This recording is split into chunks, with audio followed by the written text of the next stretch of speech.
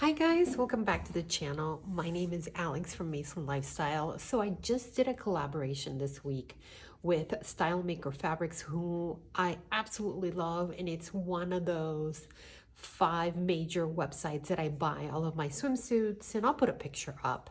They had us make a swimsuit, and I chose the bottoms from Butterick 4526, which is this pattern. I know I talk about a lot about this pattern, but this pattern is great.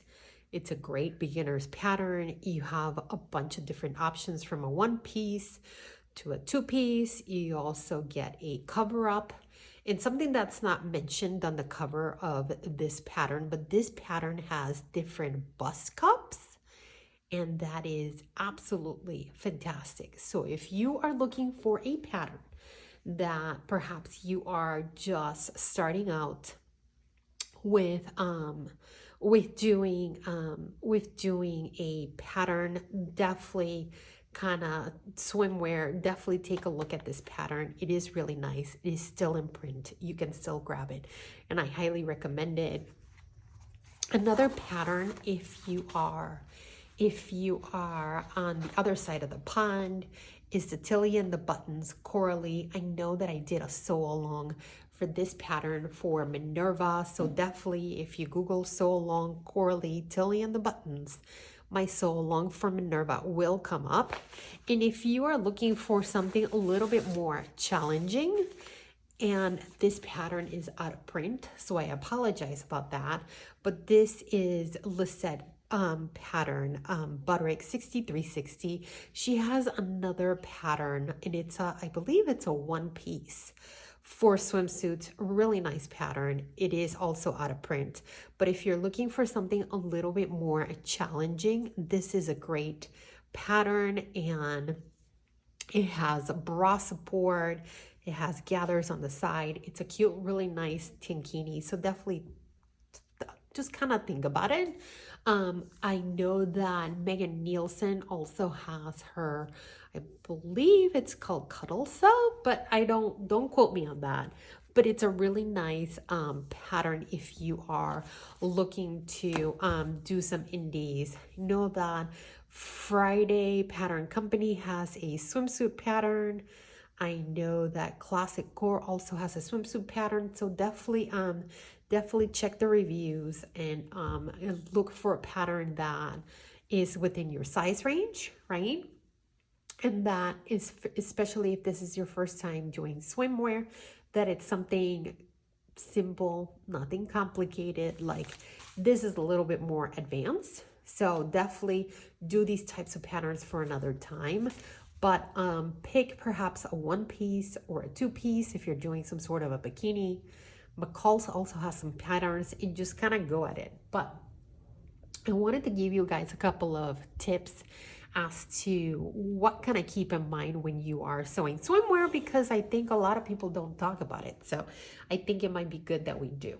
So first one on my list, number 1 is, guys, not all fabrics are created equal. So what do I mean by that? And these are some swimsuit fabrics from Style Makers. There are some swimsuit fabrics here from Mood. This is the fabric that I did my swimsuit with.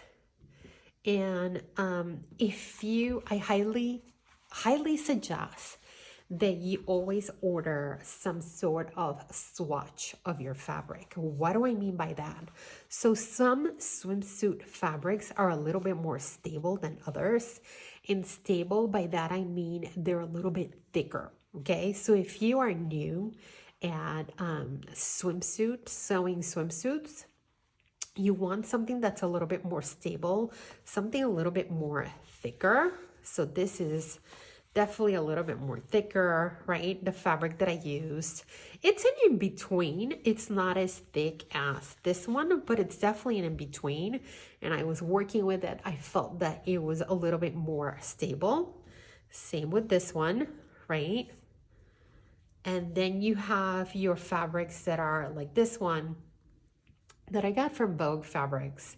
It is a very slippery. It has tons of stretch, but this fabric's also very thin, which means that if I'm sewing with something with gathers, this will be great, right? But if it's my first time sewing with these fabrics, this is gonna be a very slippery and hard for me to control in the machine. So that's why I always say, guys, if you are sewing swimsuits, definitely get yourself a swatch and just feel the fabric. You will definitely feel a huge difference between these fabrics. So if it's your first time, definitely consider something that's a little bit more stable, right? So while we're also talking about fabrics, I also wanted to talk about my number two, which are linings for swimsuits. So you have different linings out there. And if you are like me, you have a little bit of a gut and I kind of want to control things in a little bit more. So I definitely tend to grab more of like a high powered, something more like a compression knit lining. This is for swimwear. And I got this at Joann's. It definitely has more of a staying power, kind of giving me a really nice kind of tucking things in. So definitely these are more of like a thicker linings. They are for swimwear. They have them on the website. And then you also have your power mesh. And if you guys can see it, it's more of a mesh, right? It's see-through. It is great also for sewing swimwear. So you're keeping things thin. My only thing with power mesh is it doesn't give me the tummy control that I would get with a lining that's a little bit thicker, right? And sewing with power mesh can sometimes be a little bit hard if you are new at sewing. So definitely just keep that in mind when you are ordering lining. So again, just get yourself a swatch of this stuff and just feel the fabrics, right? And most swimsuits you would use between a yard to a yard and a half. 2 yards, I mean, this swimsuit is 2 yards, but there is a lot of pieces going on here. So get yourself a yard or get yourself a swatch before you commit. So definitely keep in mind that when you are looking at linings for fabric, right? Another thing, my number 3, right? Do you guys ever wonder why you're ready to wear swimsuits after one season? They just gotta go done and kind of like the elastic feels brittle and it breaks. That's because they were not using swimwear elastic. They sell this online. I know the Style Maker Fabrics also has a different sizing for their cotton swimwear because they sent me some. They sent me 1 inch, which is hard to find at your local Joann's. So they have it.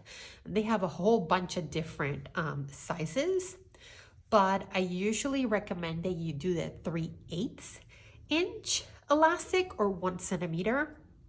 Definitely it is easier to handle. They sell one that's even thinner than this, but guys, that is a little fussy, right? You are holding 2 layers of fabric, you're folding. So definitely try to stick with 3/8 inch, and it also gives you a little bit more of a grip when you have your swimsuit. So definitely keep that in mind and make sure that you are buying swimwear elastic. And the reason why that is, it's because it is made specifically for swimwear and it holds up to chlorine and salt water a lot better. You also have your rubber elastic, which also works well. I also suggest either they also have 3/8 of an inch swimwear elastic. I know I got this from Surge Fabric, which I also absolutely love, and they have some really nice swimwear fabrics and elastic and notions, so definitely check them out. So again, make sure that you have the right elastic for the job and read the pattern. I usually suggest getting between 3 yards to 4 yards of elastic, depending on how much you need. That's always kind of like a nice safe bet. These are 5 yards. If you're gonna sew a lot of swimwear, it's nice to have extra, right? And one thing to note when you are sewing swimwear, you're going to pull on your elastic ever so slightly, not a ton. If you pull on it a ton, it's going to start creating ripples. So something to keep in mind when you are sewing swimwear. Another thing, and I'm going to use this fabric. So when we are cutting our swimwear, you are cutting on the cross grain. Because remember, for knits, you have your grain line and then you have your cross grain, right? And with wovens, our biggest amount of stretch is on the bias, but this is not the case. With your largest amount of stretch is going to be on the cross grain. So you really want to make sure that you are cutting your pattern this way, and you are taking advantage of that amount of stretch. Again, it's swimwear. You don't want to have positive ease or even a little bit of ease on this. You want to have negative ease. This is going to be tight on your body. You definitely want to make sure that nothing is flying off of you, or that you're tugging and trying to pull up your swimwear when you are in the water or at the beach or at the pool. You want the stuff to be tight. So make sure that you cut your swimsuit on the cross grain, right? Another thing, number 5. So you're probably thinking, okay, well, how do I pick my measurements? How do I pick this? So they'll always give you like a little bit of a guide. Okay, bust 40, 42. I always say pick a size based on your body measurements, and it will fit. And usually what I do is I baste the sides, okay? If we're sewing with swimwear, we're going to be using a zigzag stitch. More on that later. But if you are checking for fit, you can baste it in. Use longer stitches, use straight stitches, just don't lock them in, okay? Don't lock your stitches at the front and at the end, no. You're basting in. So you would definitely want to make sure that those stitches are easy to take off. And if you need to take it in on the sides, right, because it's loose, or you want it a little bit tighter, or perhaps you need to let it out a little bit, there's your chance, all right? I know that this swimsuit has 5/8 of an inch seam allowance, which I think it's too much. But again, if this is your first time, definitely don't be afraid to baste, or don't be afraid to make a muslin. I actually made a muslin of my swimsuit because perhaps I wanted the leg opening to be a little higher or a little bit lower, or I wanted my bottom to go over my belly button. So that's kind of like a good spot to test things out, see how you feel with the elastic. It's always a good thing to do, and then go and work with your nice fabric. So definitely baste to fit, only to fit, okay? Those can be straight stitches. Afterwards, you can remove those, right? So next, talking about stitches for swimwear, like with all knits, you are going to be using a zigzag stitch because you want those stitches to, right? You want those stitches to be able to stretch, okay? You really want them to stretch, and you don't want them to pop. Trust me on this. You don't want these stitches to pop. So make sure that you are using a zigzag stitch, right? If you are stitching this stuff, you definitely want to use a zigzag stitch. In my machine, it's a lightning bolt stitch or a regular stitch, right? The only spot that I would consider you doing a straight stitch, it would be if you are doing top stitching with a double needle. That's it. And we'll talk a little bit more about that right now, okay? But another thing, definitely always use a fresh sewing needle on your sewing machine if you are using swimwear. I highly recommend that you get a stretch needle, okay, and that you cut a little piece of your swimsuit and then you test out the tension. You want to make sure that the tension is even, top and bottom and the bobbin, and that if you're going to do something fancy like top stitching, obviously take a look at a twin needle for stretch. I usually don't use a double needle. I actually just go ahead and do a regular zigzag stitch, and I love the look of that. All right, so definitely use a fresh needle on your sewing machine. Super duper important. When you're cutting the stuff, get yourself a rotary cutter. I think it's 10 times better than scissors. Again, this stuff is slippery. If you have a cutting mat, this is like a great spot to use it. Definitely use a rotary cutter. And here is number 9, okay? So when you have your fabric, and then you have your, right? You have your fabric, you have your lining, and then you got all this stuff, and then you have your, let's say, for example, you have your elastic going on in here, and you are supposed to pull on your elastic ever so slightly, guys, and slightly is like slightly. Don't do this. This is no bueno. Slightly, okay? Just a little bit. And the patterns that I have worked with, they give you the leg opening. They give you the length of the elastic, perhaps for the leg opening, the back, the neckband area. They give you all those lengths. But let's say perhaps you raised the neckline on your swimsuit, or maybe you lowered it, or maybe you want a bigger leg opening. Go ahead and measure that opening and then multiply it by 0.9. Okay, so again, multiply that number by 0.9, and that will be the length of your elastic. And remember that you have to add seam allowance to that, all right? So, and while you are doing all of that, do not stretch your fabric, okay? You want to make sure that your fabric is staying, that you are not stretching it, that the only thing that you are stretching is your elastic, and ever so slightly. Usually I don't use pins.